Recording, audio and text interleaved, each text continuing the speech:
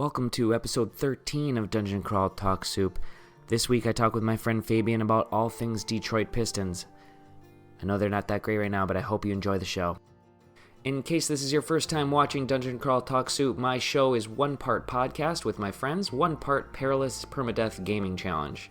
Mostly I chat with my friends about a topic they love, but rarely get the chance to talk about at length, but at the same time, I'm trying to get my first win at Dungeon Crawl Stone Soup. The catch is, if my character dies, the episode ends. Hope you enjoy the show. So I'll be able to see your game both on this Google Meet as well as if I have the live stream on another tab. Yeah, but I mean, Okay. The point of having the other tab open would be to see any chat if it were to happen. I have Sure. 0 fans, so the odds of there being any chat is pretty low. Yeah. But there's some chance, I guess. Last time I played, I was playing solo, and some helpful DCSS type people came in and were like giving me advice on what to do and how to play the game differently. Whoa. And so that was nice. I suck at this game also. Have you had any breakthroughs because of that? Because I remember you playing this when you were visiting back in March. Yeah. Not really. I'm actually kind of getting worse. And as a matter of fact, one of the things I was going to do is that I've been playing only one particular type of character. So today I was going to have you choose a new type of character for me to try because I've been failing so miserably at that type of character. So we're here live. We are streaming on YouTube and Twitch. Hello, Internet. So you know the concept of the show. You know that if my character dies, then we will stop chatting. And we're going to chat about whatever conversation topic you want to chat about. Now, this week, Fabian, you told me ahead of time that we're going to get the chance to talk about the Pistons. Yeah, Real Original, a sports podcast. Sports podcast. Specific to a Pistons podcast. There are Pistons podcasts out there. There's a podcast for everything if you look hard enough. But what about my podcast is about nothing and everything all at the same time. I started my podcast because I heard on Pod Save America that this guy listened to 1,000 hours of Joe Rogan's podcast, and he realized that Joe Rogan just has people on the show just to come on to talk about whatever that person wants to talk about that day. Uh-huh. And I was like, oh, well, I could do that too. You think it's that, unstructured where he's just like, yeah, come on, we'll talk about whatever you want. And then It's better than that. He's, I believe it's more like he's curious about a topic, and then he just has somebody that's like a expert in that topic come on, and then they just talk. Then they just talk about whatever they want to talk about, and he just like listens to them talk and like confirms their biases or whatever. Puts forward his own biases. Well, yeah, and then they just sort of agree or whatever. Yeah. But the twist to this podcast is that when my character in Dungeon Crawl Stone Soup dies, then the podcast ends. So we have to be careful. I have to be careful in the game. It's in theory supposed to make me better at the game. I am in fact getting worse at the game, but in theory I should be good. But we're going to talk about the Pistons, and you were mentioning to me that like you had a question about like whether this is a topic I've covered before. I was curious about whether how often the topic is something that you are already familiar with, or that is part of your kind of maybe not day-to-day but maybe weekly conversations versus something that's just completely off your radar that you know absolutely nothing about, and how those conversations differ from one another. Okay, cool. So let's do a tally then before we get started with the show. This is episode 13. Okay, so episode 1 was about Sephora and like the online chat groups that are involved in Sephora and the world of people around Sephora. So I do not talk about that ever. That's the makeup company? Yes, yeah. Okay. So episode 1 was awesome for that reason. So that was very much a New Horizons episode. Episode 2 was talking about late 90s alternative rock and modern rock and punk rock and stuff. So that is a topic I am readily and often talking about. Now, I don't get to talk about it as much as I'd like, but same with the Pistons. So I'd put that in this same category of like common conversation for me. Mhm. So that's 1-1. Number 3 was pumpkin spice lattes. I don't think about or talk about pumpkin spice lattes ever. Not nearly as But much as they're- Joe does. Yeah, but those aren't like foreign to you. Like you're very aware of. Oh, I'm aware of their existence. I've had and them. you know when the season is upon us. Yeah, but I'd say that's in the middle. That's in the middle. It's not something I ever like get in the deep end of. Yeah, Or care to talk about. It's amazing that Joe knows what he does about them. Yes, exactly. Okay, let's see. I gotta remember what 4. Okay, so 4 was a very philosophical conversation in which I had a chat with my friend Ben about like the philosophy of comedy and of like humor and when to use it in your life and all sorts of stuff like that. So like I don't talk about that a lot, but I guess I do live a comedic lifestyle, or like I have comedy in my bones. Would that be? Oh, I'm sorry. That was episode 6. That's a good conversation though. That's a good conversation. Very philosophy based and very. We went all over the place. We talked about all the different aspects of comedy. That was really good. Yeah, and I think our relationship to it in our daily lives is probably. I think our understanding of it is a lot different now than it was when we were younger, where like that seemed to be part of like any sort of social cadence. Like you bounce jokes off of your friends and stuff like that, versus like now where you realize that it's like potentially a symptom of anxiety or a defense mechanism or, you know, some other really weird, you know, psychological motivation behind it rather than just. I don't know if that was part of your conversation. It absolutely was, but what's interesting how you go there, because Ben kind of talked about how he had always had that be in the way you were just talking about. It was always a crutch, a like thing he was doing consciously to be a part of, like trying to figure out how to be a part of the society he was in, was using comedy for those purposes. And that was like philosophically different. Mine was much more like bouncing jokes off of friends and trying to find camaraderie through comedy. Instead of like he was like actively using it at every time to find camaraderie. Yeah. I think I've experienced both. Yeah. The reason I skipped over 4 and 5 was that they were both so brief. We'd never actually got to the full conversation about what they were going to be about. I met with my friend Christine, and I died within 9 minutes. Whoa. And we just hadn't even gotten out of this part of the conversation. And then the 5. Similarly, I think I made it like 13 minutes. We were going to talk about baking, but we ended up talking about the Denver late night scene, and because I just had a trip to Denver and she lives there, so we talked about things that you can do late at night at Denver, which is awesome. I would say like that's a middle category. Late, like past bar hours late, or no, like or just like nightlife. Nightlife, yeah, nightlife. Gotcha. All right. Pretty good scene though. You've been there. Yeah. I'd like to go back. Yeah, I would too. That's 6. Shout 7. out to our friend Cassie in Denver, whose birthday is today. Oh, today? Happy birthday, happy Cassie! Birthday! Oh my gosh. So let me just get through them in order. So 7 was Natasha and I were talking about content creation and like why people go on Twitch or why people choose YouTube, or like, you know, what bloggers are doing, or what the evolution of content creation over time, and podcasts, and like why I decided to start this podcast and all that stuff. And that was really a lot of fun, and we went all sorts of places in that one. That was like a 2-hour episode.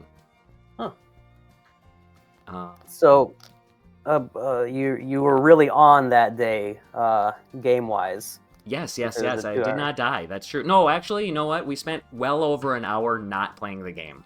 Okay. Then because it's like turn-based. Like if you take a break. Totally. We could be taking a break right now. Okay, number 8, I talked about horror with my friend Kelly. Number 9, like films. Everything horror. She talked about the haunted house that she created at her house. talked about horror books. We talked about horror podcasts. We talked about horror movies. Yes, and then we had a horror movie draft near the end of the episode. That was really Oh, cool. fun. Episode 9, I talked with my friend Chad about cyberpunk and all things cyberpunk, the history of it, movies, books, like music, all the different types of things involved in the cyberpunk genre. Interesting. That's something I've never really delved into. I think there's always, when there's like a best books list or something like that, there'll be cyberpunk novel on there somewhere. Yeah. And I'm like, do I dip my toe in here? Is this how I do it? Is this where you start? Yeah. And I never do. I think I checked out, like, does Neuromancer count as Neuromancer is what we talked about quite a bit. Oh, Yeah, that's gotcha.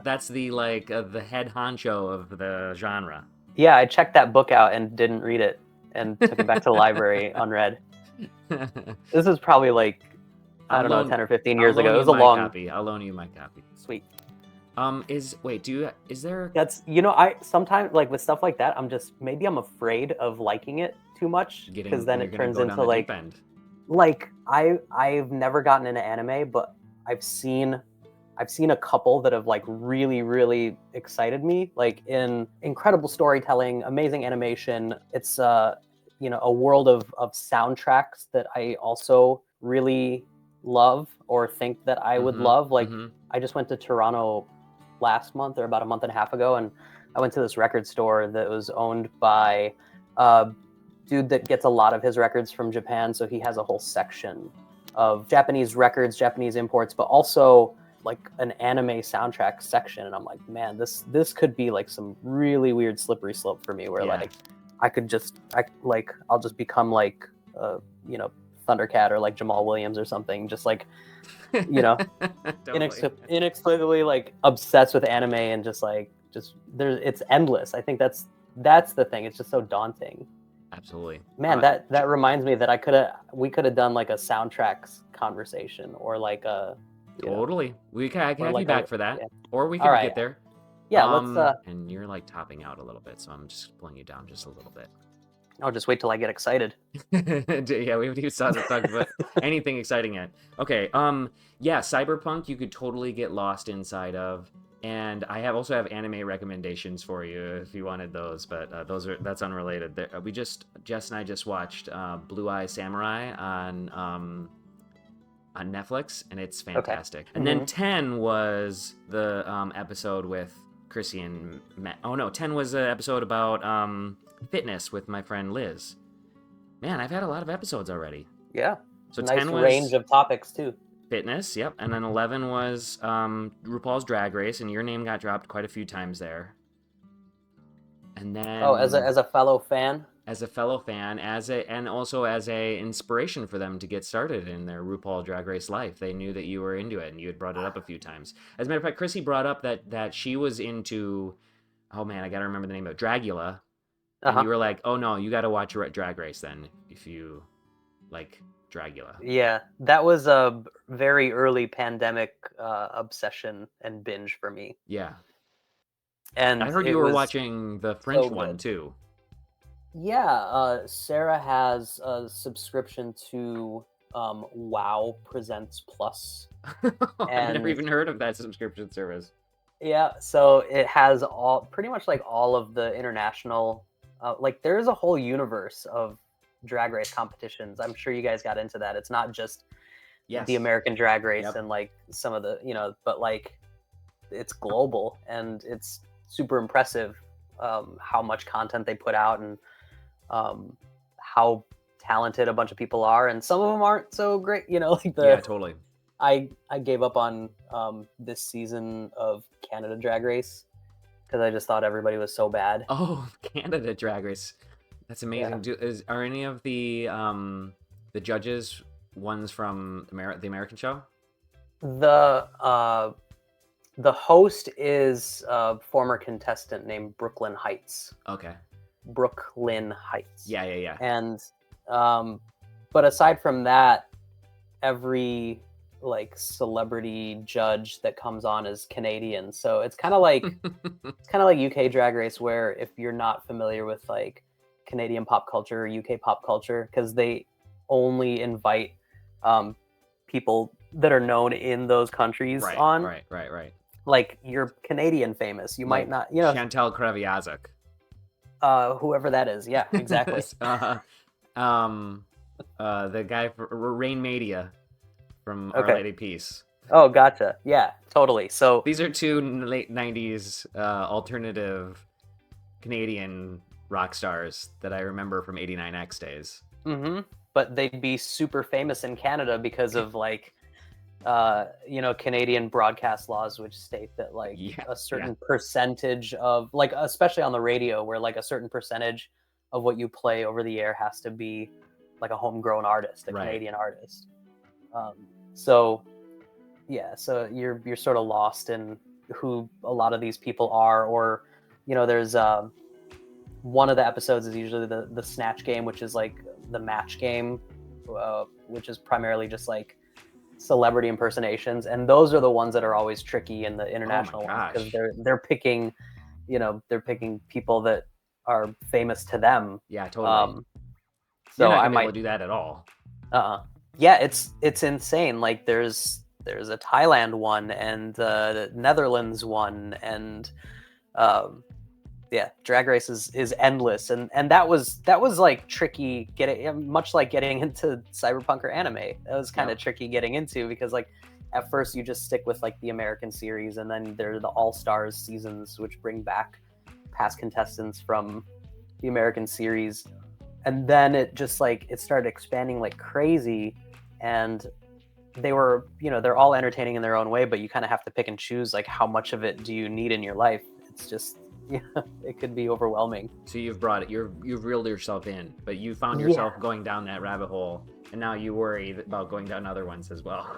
Yeah, and with Drag Race, like I know that it goes beyond just the series, right? There's YouTube shows, there are podcasts, there are, you know, there's all sorts of and then all of the queens sometimes have their own shows, right, and their own podcasts and stuff. Yeah. So we talked about a lot of that with because Chrissy said she listens to like up to 6 hours or 8 hours worth of drag queen podcasts per week, which is incredible. Yeah. So she's definitely a super fan. I think beyond my own fandom, but the new season starts on Friday. I'm excited for it. Let's go. Yeah. Oh, we talked about the fantasy league as well. That was that came from Joe. I think. Right. Because they do it for Bake Off. They also do it for Drag Race. I think Joe and Emily and some of Emily's family and maybe some other friends of theirs do. It's almost like a, you know, like they'll do preseason rankings, but I think they wait until after the first episode, because you never know when there's going to be some sort of like curveball in the rules. You know, there could be like, oh, these people don't actually get kicked off, or you know, the way that eliminations happen differ from previous seasons, to where like you can't really pre-rank until you know what the rules are. Totally. We did. So Joe was doing that with, and then I think that led to us deciding to do it as well. Right. We, my family did it for one season with Survivor recently. Oh, cool. It keeps everybody engaged. You get to like check in with each other every week. Yeah, we talked a lot more about it than we ever do. We watched it. Jess and I watched the season because of it, but yeah, my in-laws and my dad, they got way into it. We didn't do it this season for Survivor because they extended the length of Survivor to 90 minutes each week. And I was like, I cannot watch 90 minutes worth of Survivor every week. That's a movie. 60. That's a movie. I don't have a free movie. I barely can watch a movie a week. It's like 20 something movies. Yeah, that's insane. To watch. That's an insane amount of content. But it's writer strike related. So. Okay, so now you got the gist of like the lay of the land of previous episodes. Nothing I've been as well versed in as the Pistons. Before we get into this should be fun. But part of me is like, man, should I have gone a little bit like, because this is gonna be all surface level stuff, right? Like, this is gonna be a little bit of a gripe session for me. I've got some questions to help us go deep, and some ideas of places to take the conversation. So I don't think it'll be just surface level. I think we can go a good amount of time talking about this. Okay, cool. So before we do, let's get us going on the game. We need to pick a character, right? Yes. So you can see the game, right? Yeah, Now, I can see the game. Starting with you, you're the first person I'm going to do this with, but previously I'd always been choosing a Minotaur fighter. Okay. And I've decided I'd rather to allow you to choose. I have a small stipulation, is that you're going to get to choose the species here, but then we'll go to the background, which is sort of like a class. You choose the class or background for the species, and you'll have to choose one of the recommended ones, because otherwise you can choose a combination that is extremely, extremely difficult, and then our conversation would end very quickly. So I recommend choosing from the list on the left so that we make it through the full episode. But it's sort of up to you. If you're very excited about seeing how one of these characters works, then you let me know. But we're gonna try this out where you can choose what type of character I play. Okay. Can you read it? Is it too small? No, I can read it. And you said which one do you usually play with? I usually play with a Minotaur. Okay. These Minotaur, Hill Orc, Gargoyle are all very strong. All these ones are potentially good fighters. I'm best at these two at the top. But then again, like I said, I haven't proven to be good at anything. So trying something different is what we're looking for here. Okay. Well, I'm looking at either a gnoll or a troll. So let's, if you're unfamiliar with either of those, I think we should try something new. We could try a troll. Uh-huh. Okay, so inside a troll, there are all these different classes you can select. And I only want to choose the ones that are in bright white. So it could be... I'm not going to go through what each of these are, but these are more warrior types. This one gets to have a berserker right off the bat, so that's pretty helpful.